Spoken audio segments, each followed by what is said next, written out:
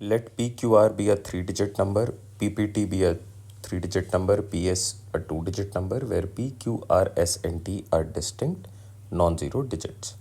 Further, PQR minus PS, this is equal to PPT. ये given है.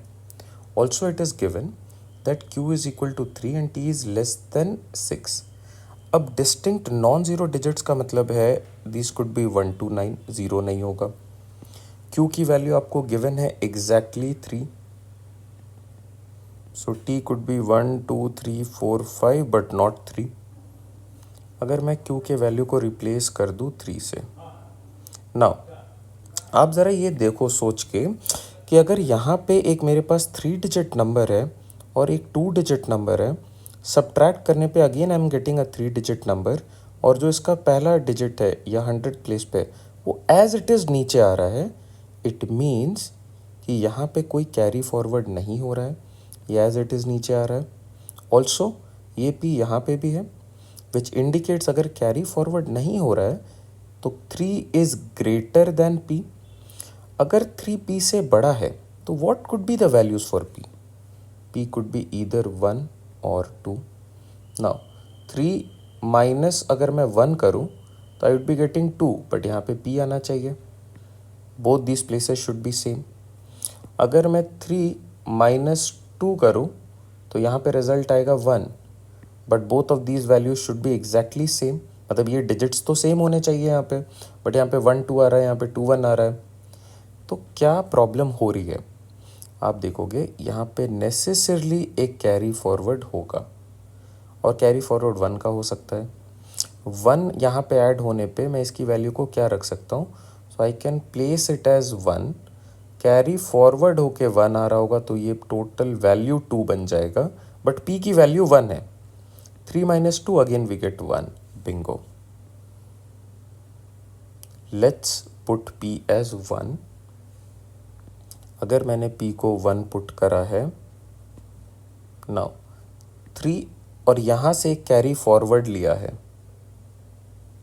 यहाँ से, that means this value is 2. Now 3 minus 2 will be getting 1, तो p की value अब necessarily हो चुकी है 1. Everywhere we have p, it is 1. मैं ज़रा इसको रीफ्रेस कर लेता हूँ हमारी क्लैरिटी के लिए. We have 1 3 1 1 1 and then we have R, S and T और subtraction का sign. Okay. What are we sure at? We are sure at P being 1, Q being 3 and T cannot be either 1 or 3. अभी T के लिए possible set मेरे पास क्या है? It could be 2 और 4 और 5. यही हो सकता है. एक और सबसे इम्पॉर्टेंट पार्ट, मैंने यहाँ से 1 बोरो करा है, तो अब जब मैं R माइनस एस कर रहा हूँ तो this becomes basically a 2 digit number, है ना. जैसे मान लो छोटे एग्जांपल्स 3 और 4, अगर 3 और 4 रहता है यहाँ पे, लेट्स सपोज अभी एक बार ये डेटा भूल जाओ, तो क्या 3 माइनस 4 आप करते हो? नहीं, आप बोलते हो this is nothing but 13 minus 4 which becomes 9. Yes, this is how we do simple subtraction. तो अगर ऐसा हो रहा है कि आपने 1 फॉरवर्ड करा है यहाँ पे, तो ये r की जो वैल्यू है this is always less than s. r is always less than s, और ये एक्सप्रेशन रहेगा हमेशा. मतलब एक 2 डिजिट की वैल्यू आएगी जहाँ पे ये 1 है, और इसको आपको r को बस प्लेस करते रहना है कुछ भी, और ये देखना है कि आपकी t की वैल्यू कब जाके 2 आ रही है या 4 आ रही है या फिर 5 आ रही है. तो let's keep open for t being 2. अगर ये 2 है तो आप यहाँ पे क्या प्लेस कर सकते हो?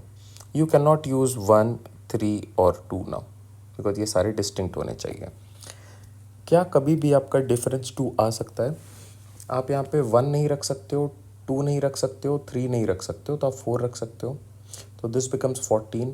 अगर आपको यहाँ पे इन दोनों को सब्ट्रैक्ट करके 2 लाना है तो 14 में से क्या हटाओगे कि 2 आ जाए? It is always 2.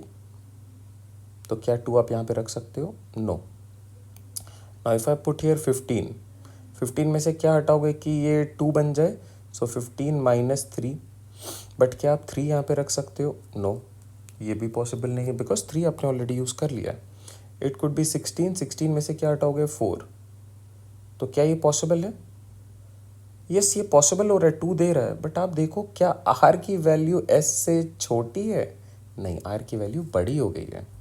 अगर ये 6 है और ये 4 है तो इसको कैरी फॉरवर्ड क्यों करना है? There is no point carrying forward, right? तो कैरी फॉरवर्ड का कुछ तो रीज़न है ना। ये यहाँ से 1 बोरो कर रहा है, इसका मतलब है आर की वैल्यू हमेशा एस से छोटी है, तो it can not be 6 and 4।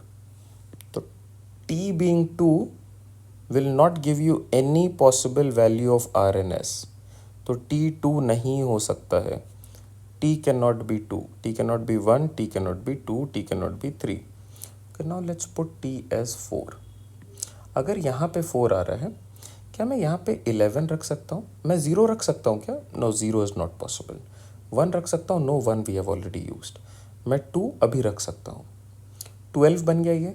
12 में से आप क्या सब्ट्रैक्ट करोगे कि 4 बन जाए? यू विल से 8।